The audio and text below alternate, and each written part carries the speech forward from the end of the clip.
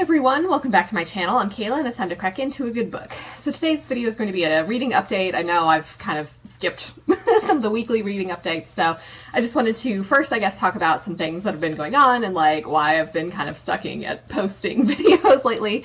So it's just been really busy. We actually did get an offer accepted on a house, and so we're in the inspection period right now, basically like uncovering some things that are major problems with it. So we're trying to figure out, if we want to continue with the buying process. So that's been really stressful, the holidays, just lots of stuff going on, and then just like work has been really busy. So I've just been kind of exhausted lately and haven't really felt like filming or writing reviews really. So that's just what's been happening. So, in case you're wondering why I have not been consistently posting or why I'm like terrible at responding to comments and like just generally being on social media lately, that's what's going on.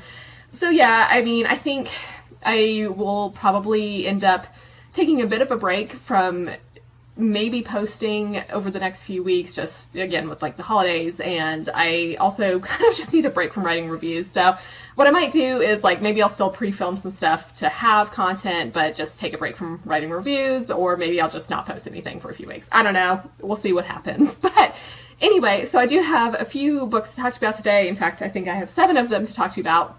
So like always, we'll move from the lowest to the highest rated, and before we get started, leave a spaceship emoji in the comments to let me know that you're here.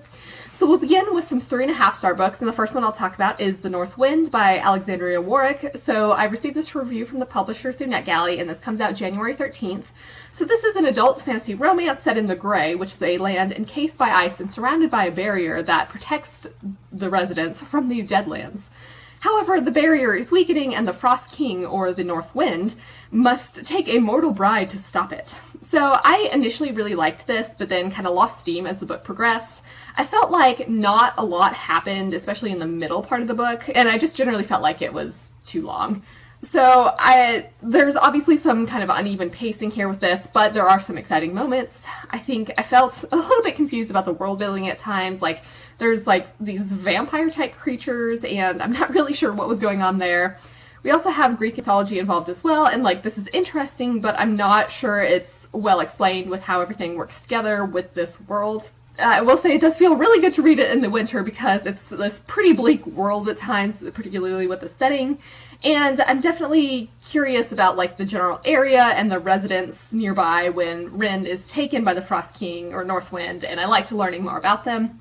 It definitely has a lot of like Beauty and the Beast or Hades and Persephone type vibes, which is something I really enjoy. And like I said, it's based on Greek mythology and how we have some gods involved, and like I really liked all of these elements. I will say I didn't love the main character, Rin.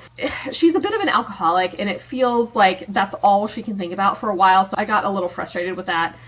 I did, however, like how she tries to support her sister and sacrifice a lot for her. She's, I think, pretty caring to those who are important to her. She is very stubborn and full of herself, but this makes for some really fun moments when she's trying to stand up to the North Wind. Now, of course, we have to mention our love interest, the North Wind. He's pretty decent. We do have this enemies to lovers dynamic, which is something I like, and I did root for them to be together. I think he can be a bit of a jerk at times, certainly, and he does have some secrets, including some rather heartbreaking ones. I liked learning more about his backstory. And then in terms of some of the other characters, I'll just mention like Rin's sister is not super likable. She's very full of herself and selfish, and I didn't like how she treats Win. Overall, I think this was enjoyable enough, but I'm not really sure about continuing the series. Like, this book is technically a standalone, but I think the other books will follow the other Wins, who do seem interesting. Like, we did see one of them, at least, in this book. So, yeah, I liked this, but I didn't love it as much as I hoped. However, if you do like fantasy romance books, I think this is still worth checking out. The other 3.5-star book I'll talk about is Leviathan Falls by James S.A. Corey. So this is adult sci-fi, and this is the last book in the Expanse series. So essentially we have an ancient enemy who's awake, an empire that has fallen, and the war for the universe has begun. The crew of the Rocinante discover a chance to unite all of humanity. So I liked this overall, but I didn't love it. So the beginning in particular was a bit rocky and rather hard to get into, but it definitely does pick up by the end. I feel like this is just generally more abstract than previous books, and I did feel rather confused at times. And like, to be fair, some of this is just me not remembering what all has happened in this series, but I think some of it is, in fact, just not liking certain aspects of what was going on, or just not really following with some of the more like investigation-related bits. So, like I said, you know, with the beginning being a little rocky, I felt like it did take a bit for the plot to really move anywhere, but I will say it's still like a very readable quality, and it's mostly quick to read. You know, it took me only a couple of days to read it. I think this feels like an appropriate and fitting end to the series, but it feels rather bittersweet to be done with it. I do like the conclusion, even if it made me a bit sad. We get some action moments here that are pretty exciting, but we also have, you know, some science and research as well as a bit of politics. I think there are some really crazy things going on that are proto-molecule related, and I really liked these developments. I feel like the point of view characters that we get here were not my favorite, especially compared to other books. Like, we do get some returning characters who I really enjoyed seeing again, but it seems like it's more focused on some of the newer ones who I don't necessarily like. I think it's really interesting to see how the characters have changed over the years. Like, I think there are still some, you know, classic characteristics from those we know and love, though they do seem rather worn down at this point, I suppose. Just, you know, they've gone through a lot of stuff, and it's been quite a while over the, you know, the span of the books. Like, lots of things going on for them. It's lovely to see some of the gang back together again. They definitely feel like a family, so this is wonderful. So I will say, one point of view that I really didn't like was Tanaka. So I couldn't remember if we'd seen her before, but she's rather power hungry, or at least takes advantage of her position. And she has some not so great behavior, so yeah, I really didn't like her sections, and I just I didn't want anything to do with her, honestly. So I think this book generally deals with a lot of questions about the greater good and what's worth sacrificing to achieve it. There are some interesting dilemmas, and our characters are definitely put into some tough situations where there's not really a good solution. And I like seeing them try to make the best of it, especially when other characters make some horrible decisions. So overall, I mean, this has been such a great series, and I highly recommend it. I definitely want to read the short story collection that's coming out next year, because I have never read any of the short stories, so that should be fun. But yeah, I'm actually tempted to reread the whole series to see how that goes, and like, if I would change my mind on how much I enjoyed this, if I could actually remember more of what had happened. So yeah, I mean, I think this was a good conclusion to the overall series, and I, like I said, would recommend this series. I don't think this was necessarily my favorite book of the series, but I still had a good time with it overall. So now we'll jump to 4-star books, and I have several of these. So the first one I'll talk about is A History of Wild Places by Shea, Ernshaw. So I received this for review from the publisher, and this came out December 7th. So this is like adult mystery/thriller where Travis, who has an unusual talent for finding missing people, is hired to find a well-known author, and he's led to a reclusive community. Years later, several residents of Pastoral, which is this community, discover Travis's abandoned truck and try to unravel the mystery of what happened. So I really liked this overall. I think it's very fast-paced, and it definitely had a feeling of like, what in the world is going on right now? So I really wanted to keep reading to unravel everything. I did end up guessing correctly on some things, and I felt pleased that I put clues together. So this is a case where, you know, for a mystery thriller where I figured some things out, but it feels rewarding to do that. We have a mix of timelines and narrators here with, you know, Travis trying to find Maggie, this missing author, and then these 3 residents of this mysterious community years later. I did feel a little bit confused about this jump initially because I apparently just forgot that in the synopsis it mentions that, but I did end up liking it. And I think there's just generally a lot of mysteries to be unraveled here with what happened to Maggie and what's going on in this community. I did have several different theories, some of these supernatural, others not, and I kept going back and forth on this, which was really fun. I feel a little let down, I think, by the end, and like, I liked it, but I also wanted a bit more explanation. So in terms of the characters, Travis was rather interesting. He's a bit down on his luck and isolated, so he's not the most likable, and he's a bit self-destructive, but I really liked his skills and determination to find Maggie. So his particular talent at finding people is something that I absolutely love seeing in books, and I was very pleasantly surprised to see it here. Of course, let's mention our residents. So we have 2 sisters and one of their husbands. B is blind, and I really liked how it describes how her other senses are enhanced and how she utilizes these. Like, I think that was all very interesting and well done. She actually might be my favorite character. I think she's a bit wild and stubborn, And, you know, she has to deal with some unexpected things over the book, but I like seeing how she handles all of these. She does sometimes make some dumb choices, but ultimately I can understand where she's coming from. Then we have Calla, who's Bee's sister, and she can be a bit self-righteous at times and doesn't really question what they've been told. She's very much this rule follower type of person, but I like seeing her growth over the book. Then we have Calla's husband, Theo, who is interested in what's beyond the borders of the community, but he has to hide this because people aren't really allowed to leave for certain reasons. So I liked him overall, especially with how he starts investigating what happened to Travis and Maggie. Then, of course, you know, so we have some of the other members of the community, including the leader, who's a bit creepy and definitely just gives off a lot of, like, cult vibes. So he feels very power hungry at times, and that's all I'll say about that. But overall, I think this was a really enjoyable book, and I will definitely look out for more Shea Ernshaw's books, especially her adult ones. So if you're interested in a very fun thriller where you're trying to figure out what is happening and there's lots of mysteries, I would definitely recommend this book. The next 4-star book I'll talk about is The Mistake by Elle Kennedy. So this is adult romance, and I did this as a buddy read with Kat from Brisbane Reviews. So this is the second book in this off-campus series, and it follows Grace and Logan at Briar University. So Logan is a hockey player, and he can basically get any girl he wants, but he doesn't really have a path forward after graduation. He encounters a freshman, Grace, who's the distraction he needs, but he makes a mistake and must prove that he's worth a second chance. So I definitely liked this more than the first book. It's pretty fast-paced again and very addicting. I think this was one where, you know, we originally set off with like 7 chapters per day, and then we're like, okay, let's increase that because we need to know what's happening here. It's a similar sort of situation where we have this kind of cocky hockey player who's not super likable at first, but we grow to love him more over the book. And again, I think this has some difficult topics. This time it tackles alcoholism, I think like chronic pain, divorced parents, toxic friendships. However, we do have a lot of very funny moments as well. So Grace is hilarious. I loved her so much. She's definitely my favorite character in this book, and I liked how her being awkward kind of comes across as self-confidence to Logan. I thought that was very funny. She's a virgin, so there's a bit of a discussion about that and how it can be a huge deal for some people. I love how she kind of knows what she deserves and doesn't put up with any shit from Logan.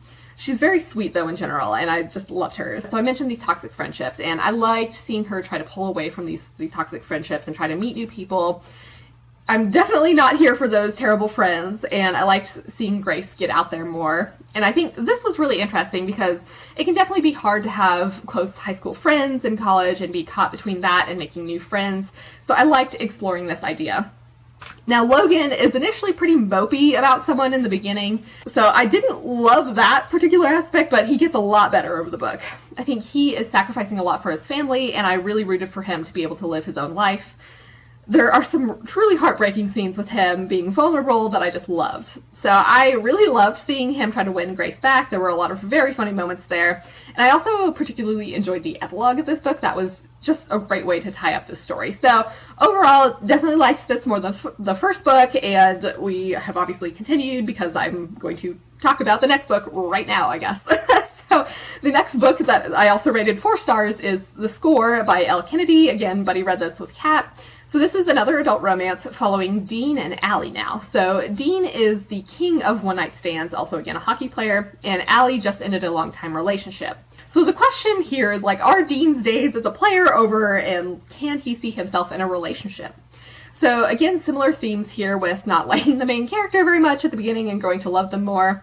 There are some very funny moments that made me laugh, and again, more serious topics. This time we deal with death and unhealthy coping mechanisms, as well as bad relationships, multiple sclerosis, and other serious diseases as well. So this does feel a bit more sex-heavy than previous books, which does kind of make sense because Dean is this massive player, and Dean and Allie also have, like, serious chemistry going on. So I really loved Allie in book 1. She's actually good friends with Hannah and was very supportive, so I already liked her then, so getting to see her have her own book here was wonderful. She is trying to break up with her boyfriend of several years because it's a bad relationship, so I enjoyed seeing how Dean tries to help her with this.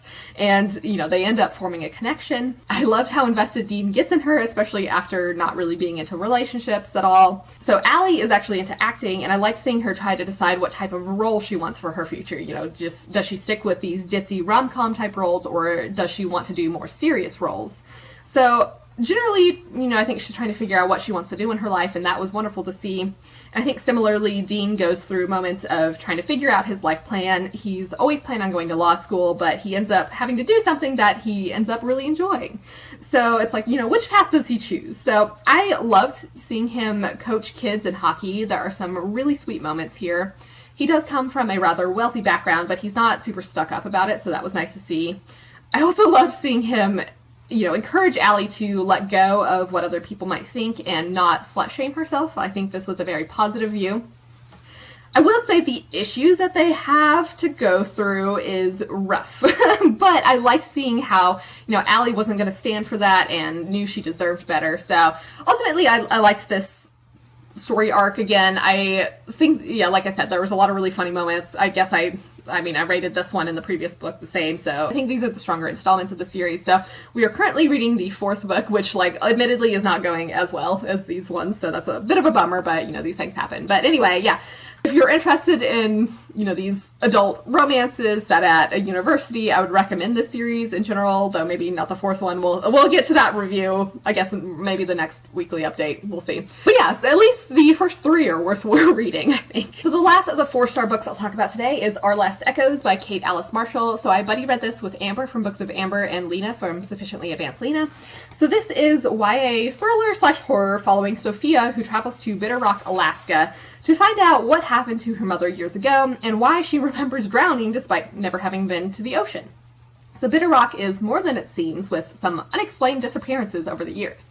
So I liked this, but I didn't love it quite as much as Rules for Vanishing. I did, however, really love returning to this shared universe.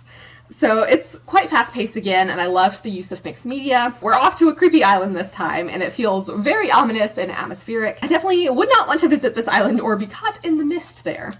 So I don't think this was as appealing of a hook with certain elements like Rules, but it does seem to imply that there may be more, perhaps a total of 7 books in the shared universe with these different case files.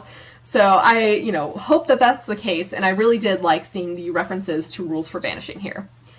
I did feel a little confused at times with what was going on, but I definitely wanted to keep reading to find out. So I liked the idea of echoes here and how that plays into things. It definitely, gives off a lot of creepy vibes with this. I was not as connected to the characters here as I was with Rules for Vanishing, and that kind of hampered my enjoyment a little bit. I think Sophia is kind of interesting, but I feel a bit detached from her. So she actually pushes her bad feelings away and then has to deal with the fallout with this. So this was a very interesting idea and liked exploring it. This is obviously not a healthy way to deal with things. And I partly wonder if that's maybe a reason why I felt detached from her, because, she pushes all her feelings away. So it's harder to relate to her at times, I guess. I don't know. But anyway, she wants to know more about her background because she may have actually been to Bitter Rock before. So I liked learning about this mystery of what happened to her, and I liked her dedication, trying to figure out what was going on, as well as just her skills, I guess, and things. People are suspicious of her, so I did feel bad for her because she's often alone. There are some hints of romance here, but it's really not the focus, which I appreciated. I feel like a full-blown romance would have been very out of place. We have Liam, who is the son of a researcher on the island, and I found him to be rather helpful. He has depression and manages it with medication, so I liked seeing this. I also liked seeing him, discover what's happening and decide whether or not to accept some of the more strange things that are occurring. We also have Abby, who's a returning character from Rules for Vanishing, and I liked seeing her again. She's actually quite a good friend to Sophia, and I liked seeing her try to help. It definitely seems like there is more to Abby's story that I really want to find out about. She's strong-willed and willing to put herself in danger to help and just generally get answers. Of course, we have other researchers on the island, and some of them are okay. Some of them definitely seem like they're up to something. People will just generally have a lot of secrets, and I liked learning what they were and just generally learning more about everyone. So overall, I did really enjoy this, even though I don't think it was quite as good as Rules for Vanishing for me. However, I will absolutely read more. I think Kate Alice Marshall actually does have a new book coming out in August. I don't know if it's tied to this same shared universe with these case files. I certainly hope so, but even if it's not, it still sounds really interesting. So yeah, I think if you're interested in a really fantastic YA thriller/horror with mixed media, I would certainly suggest this, as well as Rules for Vanishing. Finally, the last book I'll talk about today is a 5-star book, and that's Forever Wild by K.A. Tucker. So this is book 2.5, I guess, in the Simple Wild series, and this is adult romance, where it's Christmas at Trapper's Crossing, and Calla and Jonah are preparing to host their families. So this was a really wonderful Christmas novella. I loved getting to go back to Alaska and revisit these characters, especially because I've just loved the series so far. So, you know, returning to them is just, oh my god, it's like a comfy hug, I guess, and just so cozy and wonderful. So it definitely put me in a Christmas mood, which is really great. It's, you know, not a long book, so it's a quick read, and I was definitely drawn in. I feel satisfied with the story, though of course I would love to have even more. We do have family coming into town here, so it's interesting to actually meet Jonah's family, and I like seeing them as well as Calla's family, along with some returning characters who are close friends. Calla is under a bit of stress with wedding planning, and you know, she's putting up with some rather strong opinions from both mothers, so I enjoyed seeing her try to deal with that and just generally put together a wedding. I love seeing all the townspeople come together to help in a variety of situations, and it just feels like such a nice community. I love seeing Roy again. He's kind of this grumpy old neighbor, and I loved getting to see Calla get through to him and just like, it's just such a great relationship. Like, he is really standoffish, but it's so nice to see Calla, like, form a friendship with him, so he's not, like, super lonely, and just the little... He likes to play it off as, like, you know, he doesn't need things, or, like, isn't a good person, or isn't a good friend, but he, like, is secretly very sweet. So I just love seeing all of that, and I absolutely adored the ending that we get here.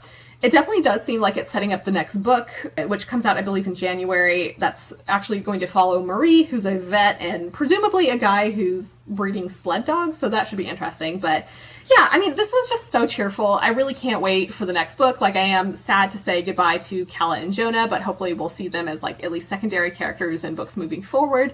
But yeah, I just, like, it's such a good series. Like, I just love it so much. There are some heavier themes in general, like, obviously not so much this one because it is a Christmas novella, but some of the other books, there are some heavier topics. But if you're looking for a really fantastic adult romance that's set in Alaska, I would really recommend picking up this series. So with that, those are all the books that I have to talk to you about today. Let me know in the comments if you've read any of these books or think you might pick them up. And for your question of the day, what are some of the series that you're sad that are over? So I do have a Discord channel, and if you want to join that, the link's in the description below. I hope you're all having an excellent day and are reading something awesome. If you enjoyed this video, feel free to give it a big thumbs up, so that would certainly help me out. But with that, I think I'm going to wrap it up here and see you in the next one.